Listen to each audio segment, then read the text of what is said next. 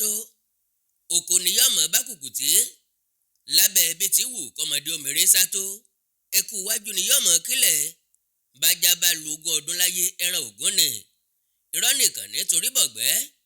òtítọ́ kìí ṣìnà irọ́ lè sáré f20 ọdún kọ́mọ mẹ́hẹlẹ jẹ̀lẹ́ńkẹ́ lóòótọ́ abà lọ́nà ọwọ́ àwọn agbófinró ti bá arákùnrin tí wọ́n kéde pé àwọn ń wá ó sì ti wà ní àkóló wọn èyàn Owódùn ní Ibrahim Olúwatósìn tí ìnagijẹ rẹ̀ ń jẹ́ Primeboy látàrí ikú ẹni tó pè ní ọ̀rẹ́ ìgbà ìwé rẹ̀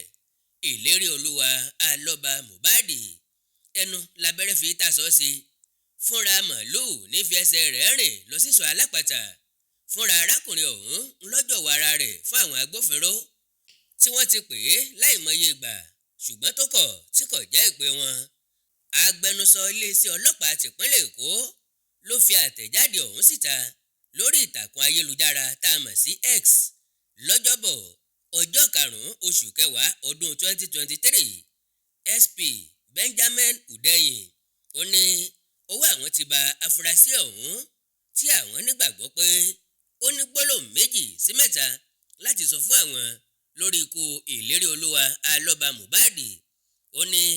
lẹ́yìn tí a kéde rẹ̀ gẹ́gẹ́ bí ọ̀daràn tí à ń wá Owódùn ní Ibrahim Olúwatósìn ti wá fi ara rẹ̀ kalẹ̀ fún wa lójú ẹsẹ̀ náà la sì ti mú un lọ sí àhámọ́ fún ìfọ̀rọ̀wánilẹ́nuwò lẹ́ẹ̀kan sí iléeṣẹ́ ọlọ́pàá tìpínlẹ̀ Èkó à ń fi ọwọ́ sọ̀yà fún ẹ̀yin ẹbí ará ọ̀rẹ́ olólùfẹ́ Mohbad àti gbogbo ẹ̀yin ènìyàn àwùjọ pé ìgbésẹ̀ kan ò ní ṣẹ́kù láì gbé láti ṣe ìwádìí wa fẹ́nẹ́fẹ́nẹ́ ká mọ húlẹ̀húlẹ̀ ohun tó ṣokùnfà ikú ìlérí olúwa àlọ́ba ẹnikẹ́ni tí a jẹ ọ̀rọ̀ ń bá sì sí mọ́ lórí yóò fi mú kàtà òfin lábẹ́ ibi tí wù kírú ẹni bẹ́ẹ̀ ó tóbi mọ̀ọ́yàn tàbí lágbára tó ilé ẹjọ́ ti pàṣẹ pé kí wọ́n fi Naira Marley